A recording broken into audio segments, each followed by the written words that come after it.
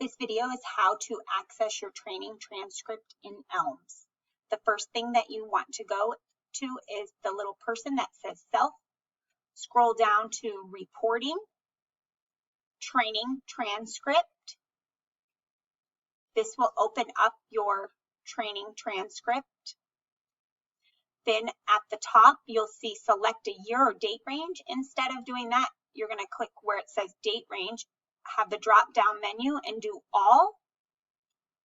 And here is all of your trainings. And then click Print. You will then go to Print Destination, will be Save as a PDF. Save. And then you can save it on your desktop or wherever. Training transcript. You can put ELMS, all dates, and save. That is how to find your training transcript with all of your trainings.